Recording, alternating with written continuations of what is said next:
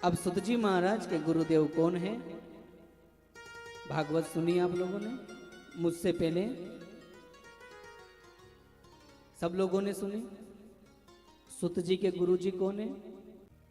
जैसे हम लोग गरबा करते हैं ना, गरबा कंपटीशन रखते हो ना यहाँ पर, बेस्ट गरबा क्वीन, बेस्ट फलाना ये फलाना वो, ऐसा कभी कभी हमारी जो संस्कृति है ना, हमारे जो वेद पुराण है ना, इनकी प्रतियोगिता भी रखा करिए कि पुराणों से वेदों से हम कोई प्रश्न निकालें और उसके उत्तर हम लोग दें।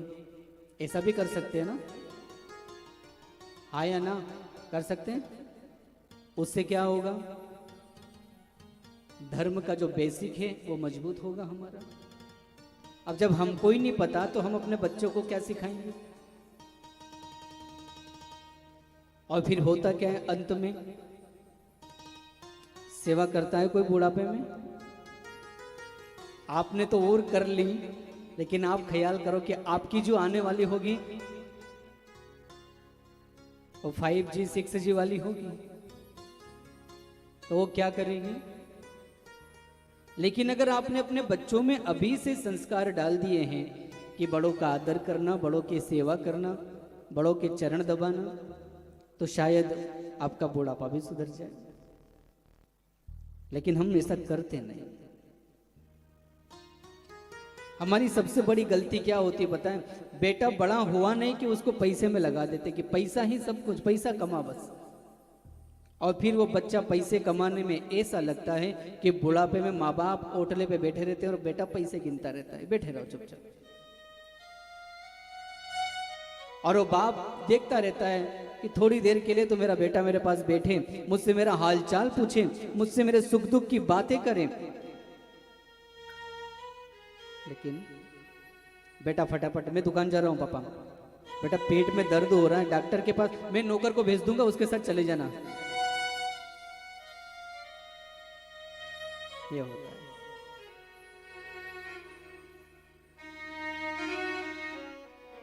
सबको आस रहती है ना कि बुढ़ापे में बेटा हमारे पास रहे, लेकिन नहीं, क्योंकि आपकी नींव ही कमजोर है तो भवन की कोई गारंटी। आप मकान बनाते हो तो नींव मजबूत रखते हो कि कमजोर रखते हो? क्या करते हो? मजबूत रखते हो ना।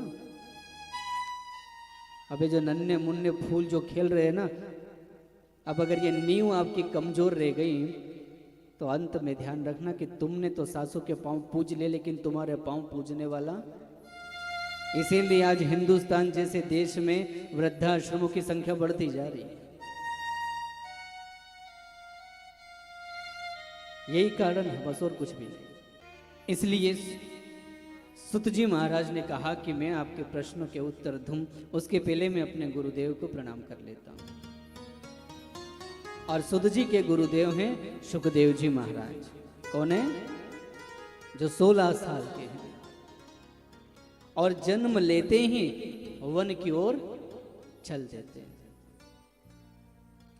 ऋषियों ने पूछा, समझ में नहीं आया गुरुदेव, बालक तो 9 महीने में जन्म लेता है, ये 16 साल में आए थे क्या? और पैदा होते ही चल दिए, ये किसी बात ही? बोले हाँ, ये कोई साधारण नहीं थे। कथा बड़ी प्यारी है, संक्षिप्त में श्रवण करते हुए आगे बढ़ेंगे। ये जो सुखदेव जी थे, ये राधा जी के सबसे प्यारे सुख थे। सुख मतलब तोता, और तोता सबको प्यारा होता है ना। ये गोलोक धाम में श्री राधा जी के साथ रहते थे। एक दिन राधा रानी ने सुखदेव जी से कहा कि बेटा सुख, कलयुग आने वाला है, तो तू एक काम कर, तू धरती पर चला जा और कृष्ण की लीलाओं को घर घर पहुंचा। तो सुखदेव जी ने कहा, नहीं मैया, अगर मैं धरती पर जाऊंगा तो भगवान की माया मुझे घेर लेगी, इसलिए मैं धरती पर जाना नहीं चाहता। राधा रानी ने कहा कि ठीक है, मैं तुझे वरदान देती हूं कि नारायण की माया तुझे घेरेगी नहीं। जब राधा रानी ने सुखदेव जी को वरदान दिया, हिमालय की गोद में एक कंदरा में एक सुख पक्षिणी ने सुखदेव जी को अंडे के रूप में जन्म दिया।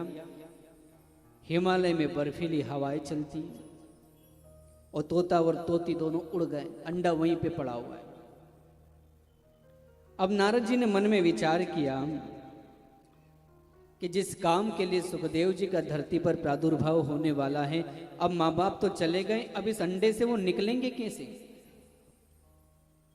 तो लीला करी। और नारद जी के बारे में आप सबको पता ही है, सब नारद जी को जानते हो ना? जानते हो कहाँ मिले थे? मिले थे कभी? तो फिर काहे गर्दन हिलाते हो भाई? नारद मतलब जिसकी बात कभी रद्द ना हो, वो नारद। जिसे नारद दर्शन दे दें उसे नारायण के दर्शन अपने आप हो जाते हैं, वो नारद। लेकिन हम लोग नारद को कुछ और ही दृष्टिकोण से देखते हैं, जो घर तोड़ा है वो नारद हैं, लेकिन ऐसा नहीं। जब भी भगवान को कोई लीला करना होती है तो वो नारद जी को आगे कर देते हैं। अब नारद जी के मन में हुआ कि कैसे इसको बाहर लाएं, तो बैठे बैठे सोच रहे हैं कि क्या करूं। फिर विचार आया कि एक बार मैंने लक्ष्मी जी और विष्णु भगवान में भी लड़ाई करवा दी थी, एक बार मैंने ब्रह्मा जी और ब्रह्माणी की भी लड़ाई करा दी थी, लगभग सब कंप्लीट हो गया, अब कौन बचा है। फिर याद आया कि अभी तक शंकर और पार्वती की लड़ाई नहीं हुई है, और जिसके यहाँ नहीं हुई है उसी के यहाँ चलते हैं, क्योंकि शंकर और पार्वती तो श्रद्धा विश्वास रूपिणो हैं। बाबा और माँ कभी नहीं लड़ते, कभी लड़ते हुए नहीं देखा। अब लड़े क्या? एक बार समाधि में बैठे तो हजारों साल तक मौन, अब घरवाली करे क्या? जब आदमी मौन तो आप कितना भी बोलो, लड़ाई होगी नहीं कि होती है। नारद जी गए भगवान शंकर के पास, बाबा समाधि में बैठे थे। मैया के पास गए, अब पार्वती जी के गुरु हैं, आइए गुरुदेव, आदर किया, बिठाया, लड्डू खाने के लिए दिए, भोग लगाइए गुरुदेव, बड़े दिन हो गए आप आजकल आते जाते नहीं, क्या बात है? नारद जी ने कहा मैया आजकल मैंने लोगों के घर आना जाना बंद कर दिया। बोले क्यों? बोले किसी के भी आपस में प्रेम तो है ही नहीं, जब देखो जब लड़ते रहते, पति पत्नी से लड़ रही है, पति पत्नी से लड़ रहा है, बच्चे माँ बाप से लड़ रहे हैं, माँ बाप बच्चों से लड़ रहे हैं, और कुछ नहीं मिला तो पड़ोसी जिंदाबाद, लेकिन सब लड़ रहे हैं। ना पति पत्नी के बीच में प्रेम, ना पति पत्नी के बीच में प्रेम। मैया ने कहा नहीं नहीं नारद जी ऐसा नहीं है, आपके भोले बाबा ने तो मुझे वो भी बता रखा है। नारद जी ने कहा मैया बड़ा प्रेम करते हैं आपसे, फिर तो आपको ये भी बताया होगा कि गले में जो मुंडों की माला धारण करके चलते हैं वो किसके हैं? मैया ने कहा वो तो नहीं बताया। बोले फिर क्या खाक प्रेम करते हैं आपसे? जिसको 24 घंटे गले में लेके घूमते हैं वो तो बताया नहीं, और आप बात कर रही हो प्रेम की। मैया ने कहा ठीक है आने दो आज शाम को घर। नारद जी ने कहा अपना काम हो गया, नारायण चलो। नारद जी चल दिए। जाते जाते भोले बाबा की नजर पड़ी, नारद जी ने प्रणाम किया, भोलेनाथ प्रणाम, आज घर जल्दी चले जाना। शंकर जी मैया के पास गए, क्या बात है? मैं तो पहले ही कुछ बोलता नहीं, अब क्यों नाराज है? बोले आप बात ही मत करो हमसे। अरे बोले हुआ क्या? बोले सच कहते हैं लोग, बाहर से भी काले और अंदर से भी काले। शंकर जी ने कहा मैं काला? कर्पूर गोरम, कपूर जैसा गोरा हूं, काला बोलती? बोले और क्या, नहीं तो क्या? मुझसे भी बातें छुपाने लगे। शंकर जी ने कहा देवी आज तक मैंने क्या छुपाया तुमसे? बोले ये जो गले में मुंडों की माला धारण करके चलते हो ये किसके हैं? शंकर जी ने कहा देवी बस इतनी सी बात पे रूठ गई? अरे ये किसी और के मुंड नहीं है, ये आपके ही मुंड है। बोले मेरे मुंड?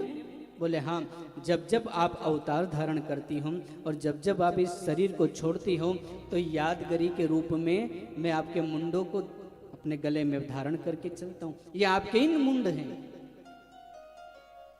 पार्वती मैया ने कहा हे राम आपने मुझसे इतनी बड़ी बात छुपाई।